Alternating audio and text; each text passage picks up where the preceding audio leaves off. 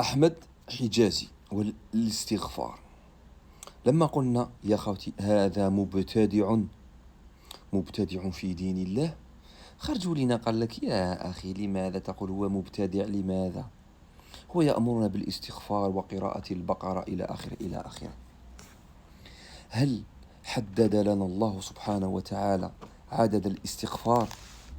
هل قال لنا استغفروا كذا مرة؟ أم قال استغفروا ربكم إنه كان غفارا والمستغفرين بالأسحار؟ هل حدد لنا الله كم نقرأ القرآن؟ أم قال فاقرأوا ما تيسر منه؟ هل حدد لنا رسول الله صلى الله عليه وسلم كم نقرأ أو كم نستغفر من المرات؟ لم يحدد، بل كان يستغفر 100 مرة في الجلسة. رسول الله يستغفر 100 مرة في الجلسة بصيغة استغفر الله. لكن هل أمرنا وحدد لنا عددا معينا لنستغفره به؟ لا. كل من يأتي ويأمرك بأن تستغفر بعدد معين أو أن تذكر الله بعدد معين فهو مبتدع ابتدع في دين الله، وكل ضلالة بدعة وكل بدعة في النار، حتى ولو كانت في الدين. البدعة في العادات محمودة. بدعة في العادات، من سن سنة حسنة فله أجرها وأجر من عمل بها إلى يوم القيامة، ومن سن سنة سيئة فله وزرها ووزر من عمل بها إلى يوم القيامة. والحديث هنا يتكلم عن العادات الدنيوية وليس الدينية. أحمد حجازي جاب لكم علم جديد أو دين جديد أو بدعة جديدة. شوف معايا. للمبتدئين المرحلة الأولى 30,000 استغفار بدون سورة البقرة.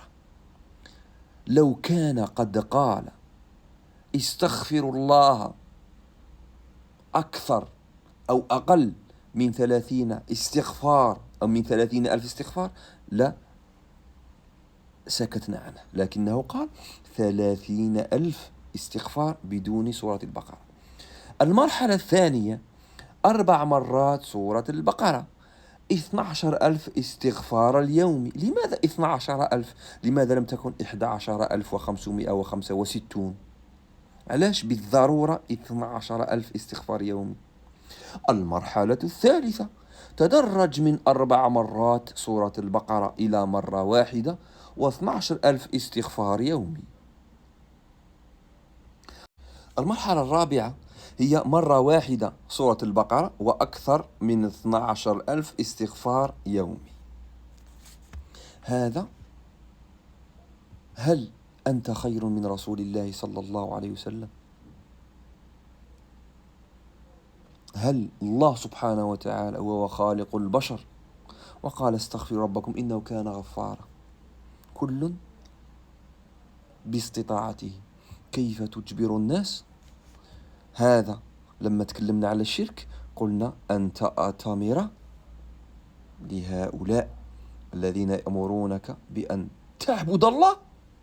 أنت موقن أن تستغفر الله لكنك تأتمر لأمر البشر، فأنت أشركت أمر البشر لطاعة الله.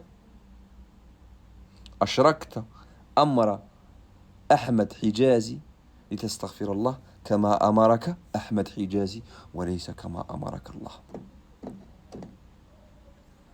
هنا باستغفارك وقراءة البقرة كما أمرك أحمد حجازي فأنت أشركت مع الله.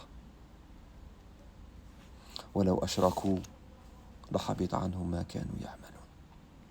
هؤلاء الشياطين حتى بالدين يدخلون الشرك فيه ويخرجونكم عن الملة.